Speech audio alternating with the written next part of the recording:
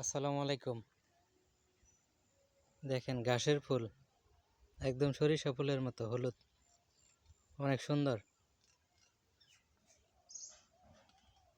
এটা গরুরে খাওয়ানোর জন্য বোনা হয়েছে, অনেক হয়। বীজগুলো বপন করলে প্রচুর ঘাস হয়।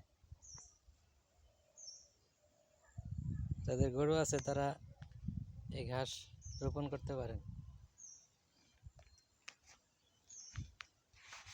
দেখছেন, আমাদের বাড়ির পাশে কিছুটা লাগানো হয়েছে গরুরে খাওয়ানোর জন্য। এটা অন্য কিছু করা হয় না, শুধু গরুরে খাওয়ানোর জন্য।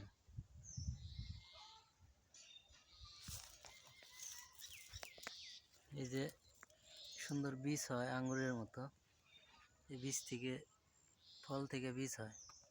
এই বীজগুলো বুনে দিলে অনেক সুন্দর ঘাস হয়।